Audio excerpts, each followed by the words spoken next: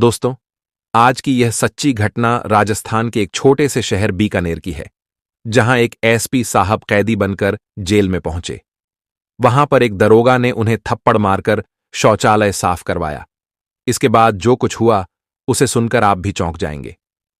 यह घटना कोई साधारण घटना नहीं थी। इसकी शुरुआत होती है आर्यन नाम के एक हिंदू बच्चे से। दोस्तों, जेल का नाम सुनते ही अच्छे अच्छों की रूह कांप जाती है। आर्यन एक ढाबे पर बर्तन धोने का काम करता था।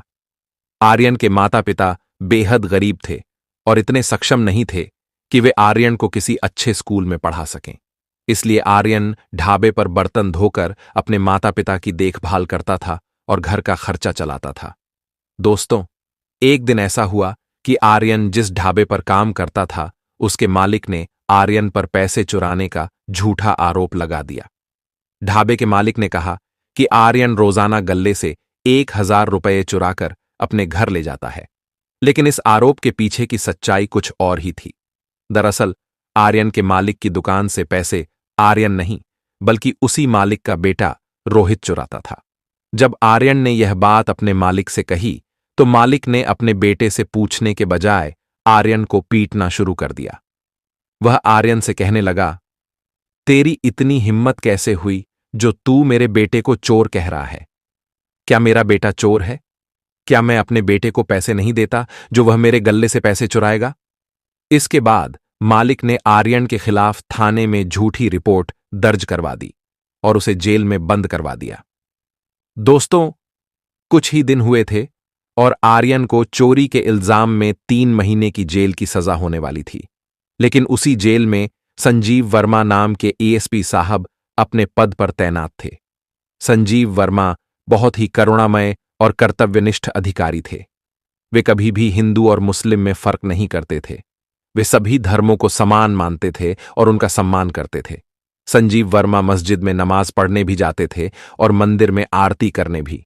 उनका व्यवहार इतना अच्छा और न्यायपूर्ण था कि उनसे सभी लोग घबराते भी थे और उनकी इज्जत भी करते थे और उन्हें अपना भी मानते थे। अब दोस्तों, हुआ यह कि जब उस थाने में आर्यन को 3 महीने की जेल हुई, तो संजीव वर्मा, जो एसपी साहब थे, ने आर्यन से पूछा, तुम्हें यहां जेल क्यों हुई है? तब आर्यन ने बताया, साहब, मुझ पर झूठा आरोप लगाया गया है। मेरे मालिक ने मुझ पर रोजाना 1,000 रुपये चुराने का आरोप लगाया है, जिसकी वजह से मुझे जेल हुई है। अब एसपी साहब को यह पता नहीं था कि आर्यन के ऊपर सच में झूठा आरोप लगा है या सच्चा। उन्होंने आर्यन की बात सुनी और फिर अपने अन्य कामों में व्यस्त हो गए। कुछ समय बाद आर्यन को थाने से निकालकर बड़ी जेल में भेज दिया गया। दोस्तों, समय बीतता गया और आर्यन जेल में बहुत परेशान रहने लगा। वह रोजाना जेल में रोता था और अपने माता पिता को याद करता था। आर्यन के माता पिता इतने सक्षम नहीं थे कि वे उसका केस लड़ पाते या उसकी जमानत करवा पाते। आर्यन अपने माता पिता का इकलौता बेटा था और घर में कमाने वाला केवल आर्यन ही था। दोस्तों, जब आर्यन के माता पिता उससे मिलने जेल में जाते हैं, तो आर्यन रोते हुए अपने माता पिता को बताता है, यहां मेरे ऊपर बहुत अत्याचार हो रहे हैं। कुछ कैदी मुझसे रोजाना कपड़े धुलवाते हैं, मुझसे झाड़ू लगवाते हैं, बेवजह मारते हैं, मेरा खाना छीन लेते हैं और मुझे चैन से जीने नहीं देते। ये सब सुनकर आर्यन के माता पिता फूट फूट कर रोने लगते हैं और कहते हैं, बेटा, पता नहीं उस भगवान ने हमारे जीवन में इतने दुख क्यों लिखे हैं। दोस्तों, वह जेल साधारण जेल नहीं थी। उस जेल में बहुत गलत काम हो रहे थे। नए कैदियों पर अत्याचार किया जाता था, मादक पदार्थों की तस्करी होती थी और कैदी अपनी अपनी गैंग बनाकर कमजोर और असहाय लोगों पर अपनी भड़ास निकालते थे। वे छोटे और अकेले कैदियों के साथ मारपीट करते थे। जेल की यही कड़वी हकीकत है। जब यह सब आर्यन के माता पिता ने सुना, तो वे थाने में जाकर अधिकारियों से बोले, साहब, मेरे बेटे पर जेल में बहुत अत्याचार हो रहे हैं। उसे मारा जा रहा है, उसे खाना नहीं दिया जा रहा है। वहां हिंदू और मुस्लिम में भेदभाव किया जा रहा है। तब आर्यन के माता पिता जिस दरोगा के सामने यह सब बोल रहे थे, वह दरोगा उन्हें धक्के मारकर थाने से बाहर निकाल देता है और गुस्से में कहता है, तुमने अपने बेटे को क्या सिखाया है? पैसे चुराने की? जिस थाली में खाए उसी में छेद करने की? जाओ यहां से और आज के बाद यहां मत आना। जब 3 महीने बाद तुम्हारा बेटा जेल से छूटेगा, तब उसे लेने जेल में चले जाना।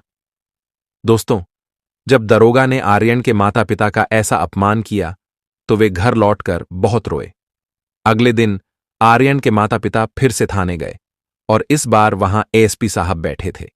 कि माता पिता ने एएसपी साहब को सारी घटना बताई तो उन्होंने कहा, ठीक है, मैं आज शाम को जेल जाऊंगा और खुद देखूंगा कि तुम्हारे बेटे के साथ क्या हो रहा है। यह भी देखूंगा कि कौन लोग तुम्हारे बेटे के साथ ऐसा व्यवहार कर रहे हैं। आर्यन के माता पिता एसपी साहब के सामने हाथ जोड़कर धन्यवाद देते हैं और वहां से चले जाते हैं। अब दोस्तों, शाम के वक्त एसपी साहब उस गरीब और मासूम बच्चे की मदद के लिए जेल के दरवाजे पर पहुंचते हैं और जब एसपी साहब आर्यन से पूछताछ करते हैं तो आर्यन घबराया हुआ था और आर्यन किसी का भी नाम नहीं बताता है, क्योंकि दोस्तों आर्यन को उस जेल में ही रहना था। अगर आर्यन गलती से भी उन कैदियों का नाम बता देता जो आर्यन को परेशान कर रहे थे, तो वह कैदी और आर्यन का जीना हराम कर देते। क्योंकि दोस्तों, जेल के अंदर ऐसा होता है कि कैदियों का आपस में लड़ना माफ होता है। अगर आपस में कुछ भी करें तो पुलिस वाले बस थोड़ा सा डांट फटकार के उन्हें अलग कर देते हैं। लेकिन दोस्तों, अब आर्यन एसपी साहब से कुछ भी बातें नहीं बताता है। अब एसपी साहब को उस लड़के के लिए बुरा जरूर लग रहा था, क्योंकि एसपी साहब हमेशा सबके प्रति दया भावना से देखते थे। पता था कि आर्यन उसके माता पिता का इकलौता बेटा है और अगर गलती से भी जेल में आर्यन को कुछ ऊंचा नीचा हो गया तो जेल से बाहर निकलने के बाद आर्यन के माता पिता का ध्यान कौन रखेगा। अब दोस्तों, आर्यन एसपी साहब को यह सब नहीं बताता है, तो एसपी साहब जेल से वापस अपने ऑफिस आ जाते हैं। ऑफिस में एसपी साहब बैठकर कुछ देर अपना दिमाग लगाते हैं और वह यही सोचते हैं कि आखिर उस बच्चे पर हो रहे अत्याचार का जिम्मेदार कौन है। क्या मैं, जो एसपी पद पर हूं, मैं हूं, या उस जेल के अंदर जितने भी दरोगा हैं। अब एसपी साहब को उस बच्चे को तो बचाना था, क्योंकि उस बच्चे के ऊपर बहुत अत्याचार हो रहे थे और जेल के अंदर हिंदू मुस्लिम का भेदभाव भी काफी हो रहा था। तब दोस्तों, एसपी साहब ने दिमाग लगाकर कैदी के कपड़े पहनने का निश्चय किया और खुद ही उस जेल के अंदर कैदी बनकर जाते हैं। अब क्योंकि एसपी साहब को जेल के अंदर कोई पहचानता नहीं था, और यदि कोई पहचानता भी तो उन्हें कैदी के कपड़ों में देखकर बिल्कुल नहीं पहचान पाता। एसपी साहब कैदी के कपड़े पहनकर सबसे छुपकर उस जेल में प्रवेश करते हैं। जैसे ही एसपी साहब जेल के अंदर जाते हैं, वहां के दरोगा भी उन्हें नहीं पहचान पाते। जब एसपी साहब नए नए कैदी बनकर जेल में दाखिल होते हैं, तो सबसे पहले कुछ न कुछ दरोगा उनसे पूछताछ करते हैं। है, तू यहां क्यों आया है? तेरे ऊपर कौन सा केस है? फिर वह दरोगा ताना मारते हुए कहते हैं, चल, अगर आज तू यहां पर आया ही है तो कुछ दिन हमारी सेवा कर देना। शाम को आकर मेरे पैर दबा देना। मेरा शरीर कुछ दिन से बहुत अकड़ा हुआ है, इसे भी ठीक कर देना। यह सब बातें वहां के दरोगा एसपी साहब से कहते हैं। तब एसपी साहब नम्रता से बोलते हैं, ठीक है साहब, मैं आपका यह सब काम कर दूंगा। इसके बाद एसपी साहब उस जेल में अब आर्यन के पास जाते हैं और वह आर्यन से दोस्ती करते हैं और आर्यन के साथ जेल में घूमते हैं। तब वहां पर बहुत सारे कैदी आर्यन को परेशान करते हुए दिखाई दे रहे थे। कुछ कैदी तो एसपी साहब को भी परेशान करने लग गए थे, एसपी साहब के साथ मारपीट करने लग गए थे, क्योंकि दोस्तों, जेल का ऐसा दृश्य था कि अगर वहां पर कोई भी कैदी नया आता तो उस नए कैदी के साथ बहुत बुरे तरीके से वहां के पुराने कैदी पेश आते और दादागिरी चलाते। दोस्तों, एसपी साहब कैदी बनकर इसलिए भी आए थे क्योंकि उन्हें खबर मिली थी कि जेल में कुछ गलत काम हो रहा है और उनके साथ जेल के जितने भी अधिकारी हैं, जेल में जितने भी दरोगा हैं, वे सब मिले हुए हैं। क्योंकि ऊपर से लेकर नीचे तक पैसों का वितरण होता था, पैसा बांटा जाता था, जिस वजह से जेल में दिन पर दिन अपराध बढ़ते जा रहे थे। कभी कोई कैदी किसी का सिर फोड़ देता, कभी कोई कैदी किसी को घसीट घसीट कर मारता, कभी कोई कैदी किसी पर अत्याचार करता। यह सब घटना दिन पर दिन जेल में बढ़ती जा रही थी। तो इस मकसद से भी एसपी साहब कैदी बनकर जेल में पहुंचते हैं। अब दोस्तों, हुआ यह था कि जब शाम के वक्त एसपी साहब खाने के लिए लाइन में लगे हुए थे, जब सारे कैदी खाना खाने के लिए लाइन में लगे हुए थे, उसी वक्त कुछ दरोगा आकर एसपी साहब से पूछते हैं, हे नए कैदी, तेरा नाम क्या है? तब एसपी साहब अपना नाम झूठा बताकर कहते हैं, मेरा नाम तो अशोक वर्मा है। तो वह दरोगा कहता है, तू चल इधर आ। तब एसपी साहब कहते हैं, साहब मुझे खाना खाना है, मुझे भूख लगी है, मैंने सुबह से कुछ नहीं खाया है, आप मुझे कहां लेकर जा रहे हैं? दरोगा बोलता है, जितना बोला उतना कर, ज्यादा सवाल मत कर और हमारे साथ आ। तब वह दरोगा सबसे पहले तो एसपी साहब को कहता है, चल अपने कपड़े उतार। अब एसपी साहब को भनक लग जाती है, क्योंकि वह यही सोचते हैं कि आखिर ये दरोगा कपड़े क्यों उतरवा रहे हैं। तो एसपी साहब कपड़े उतारने से मना कर देते हैं। तब पीछे से एक दरोगा आकर एसपी साहब को थप्पड़ मार देता है और कहता है, तू ज्यादा मुंह चला रहा है, तुझे जितना बोला उतना कर। तो एसपी साहब नहीं करते हैं। फिर एक दरोगा कहता है, जा हमारे इधर की शौचालय की सफाई करके आ। अब एसपी साहब यह करने से भी मना कर देते हैं। तो वह दरोगा एसपी साहब को लाठियों से पीटने लग जाते हैं। जब एसपी साहब को लाठियों से पीटा जा रहा था, तो लाठियों से पीटने के बाद एसपी साहब को वह वापस उस खाने की लाइन में छोड़कर आ जाते हैं जहां पर खाना बंट रहा था। तब आर्यन उनसे पूछता है, भैया आपके साथ इन लोगों ने क्या किया? तब एसपी साहब बोलते हैं, कुछ नहीं भाई, बस मुझे इन लोगों ने साइड में ले जाकर मारा और वापस यहां लाकर छोड़ दिया। तब आर्यन बोलता है, साहब जब मैं भी इस जेल में नया नया आया था, तब मेरे साथ भी इसी तरह का बर्ताव हुआ था। मुझे तो कैदियों ने भी मारा था, मुझे कैदी भी परेशान करते थे, और यहां पर ये जितने भी पुलिस वाले थे, इन्होंने भी मुझे बहुत मारा था। मुझे कैदी भी परेशान करते थे, और यहां पर ये जितने भी पुलिस वाले थे, इन्होंने भी मुझे बहुत मारा था। अब ये सब सुनकर एसपी साहब का खून और खोलता है, क्योंकि दोस्तों इस जेल में ऐसा हो रहा था कि जो लोग गलत कर रहे थे, उनके साथ पुलिस वाले कुछ नहीं करते, उन्हें और छूट देते थे, उन्हें और बढ़ावा देते। लेकिन जो सीधे साधे साधारण लोग थे, उनके ऊपर जेल के जितने भी दरोगा थे, वह बहुत बुरा बर्ताव करते, अत्याचार करते, उनके ऊपर तरह तरह के परीक्षण करते। अब जब एसपी साहब ने जेल की यह हालत देखी, तब एसपी साहब मन ही मन बहुत उदास हुए, क्योंकि दोस्तों जेल में सिर्फ आपराधिक लोग ही नहीं थे, उस जेल के अंदर कुछ लोग ऐसे भी थे जिन पर झूठे केस लगाए गए थे, जो झूठे केस में कई सालों से जेल में सड़ रहे थे, और वह इसलिए सड़ रहे थे क्योंकि उनका परिवार इतना सक्षम नहीं था कि वह केस लड़ सके।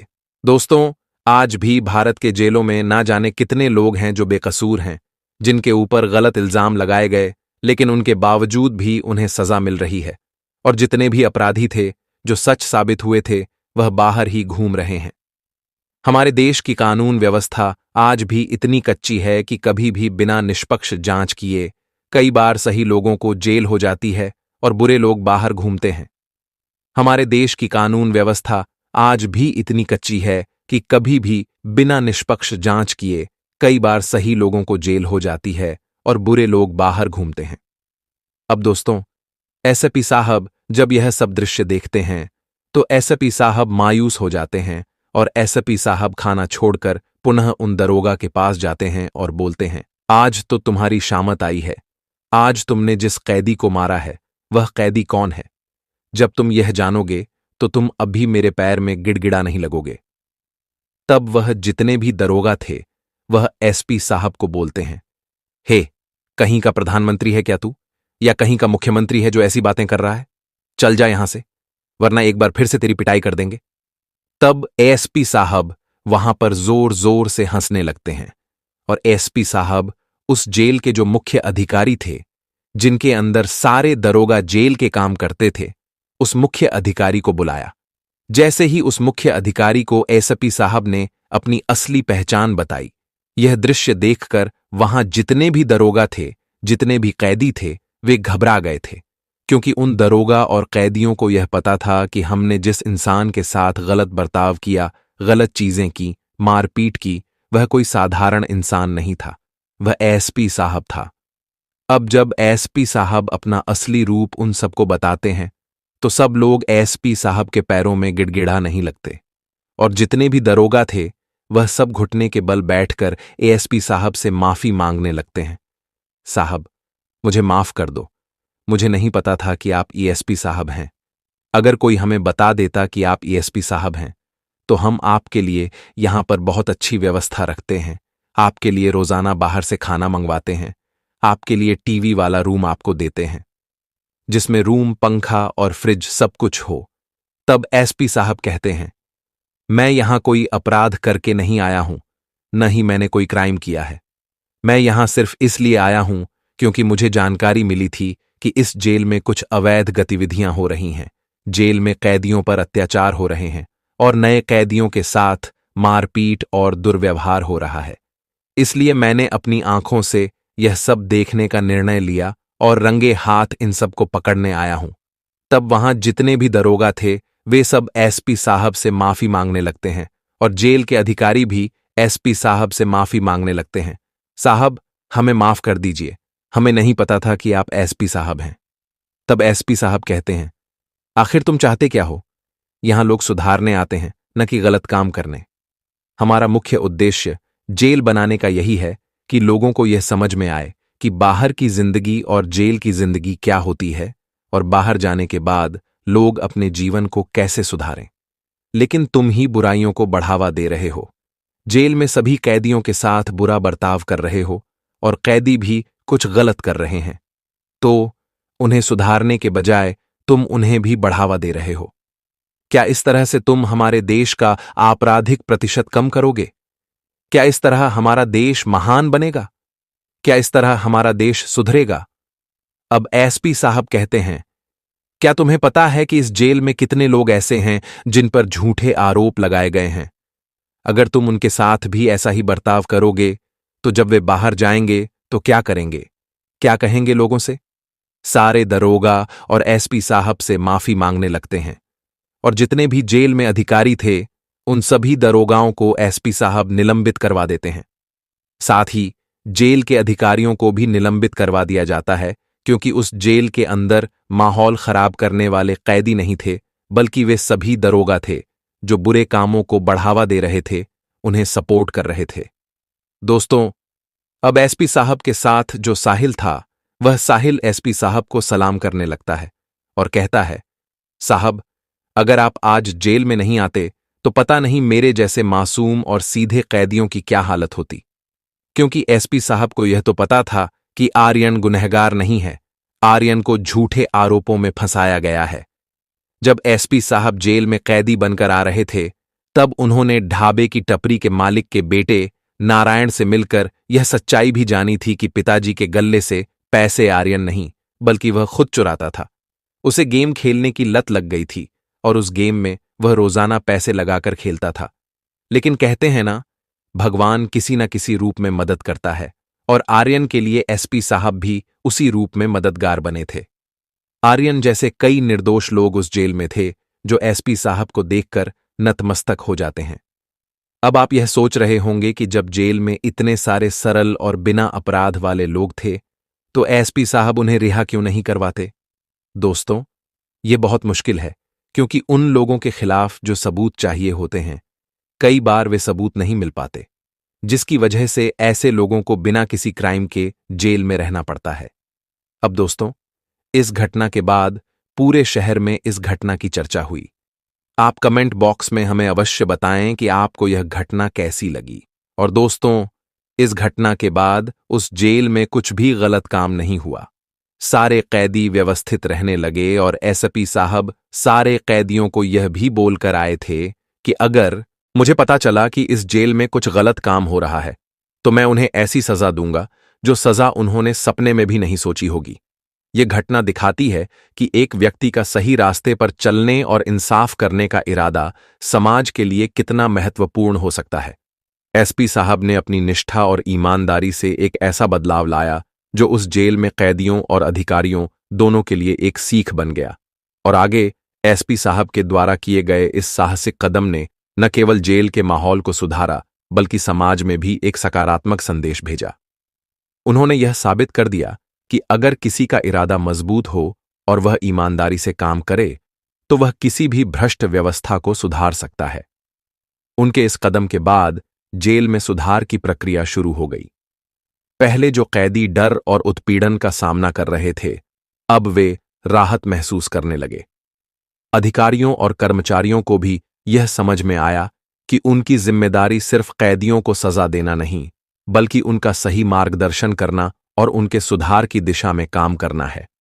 आर्यन और बाकी कैदियों को यह महसूस हुआ कि कभी-कभी एक सही व्यक्ति का हाथ थामना ही उन्हें सही रास्ते पर ला सकता है। अब आर्यन का विश्वास कानून और न्याय व्यवस्था में वापस लौट आया था। उसकी आंखों में उम्मीद की नई किरण चमकने लगी थी। इस घटना ने यह भी साबित किया कि कभी-कभी लोगों को न्याय दिलाने के लिए व्यवस्था में बदलाव की जरूरत होती है, और जब वह बदलाव होता है तो न केवल समाज में बल्कि जेलों में भी सुधार संभव है। एसपी साहब की ईमानदारी और कड़ी मेहनत ने दिखा दिया कि भ्रष्टाचार और अन्याय के खिलाफ संघर्ष करना एक नायक का काम होता है, और सच के रास्ते पर चलने वालों के लिए हमेशा उम्मीद बनी रहती है। अब वह जेल एक बेहतर स्थान बन गया, और एसपी साहब की धारा में जारी सुधारों ने सबको यह सिखाया कि व्यवस्था को बदलने की शक्ति हम सभी के अंदर होती है, बस हमें उसे पहचानने और लागू करने की जरूरत होती है। दोस्तों, यह सच्ची घटना यहीं पर समाप्त होती है। यदि आपको यह घटना पसंद आई हो तो कृपया हमारी वीडियो को लाइक करें और कमेंट बॉक्स में हमें यह जरूर बताएं कि क्या एसपी साहब का किया गया कदम सही था या नहीं, क्योंकि दोस्तों, ऐसी घटना शायद ही आपने पहले कभी सुनी हो। अगर आपने अभी तक हमारे channel fire crime story hub को सब्सक्राइब नहीं किया है तो कृपया उसे सब्सक्राइब करें और कमेंट बॉक्स में हर हर महादेव, जय श्री राम जरूर लिखें। इस कहानी का उद्देश्य किसी को दुखी करना या किसी की भावनाओं को ठेस पहुंचाना नहीं है, बल्कि हमारा उद्देश्य आपको जागरूक और सतर्क बनाना है, ताकि आप इन घटनाओं से सीखकर समाज में सकारात्मक बदलाव लाने का हिस्सा बन सकें। धन्यवाद। जहां भी रहें, सुरक्षित रहें और सतर्क रहें। अपना कीमती समय देने के लिए धन्यवाद। फिर मिलते हैं एक नई कहानी के साथ। तब तक के लिए आप सभी का बहुत बहुत धन्यवाद।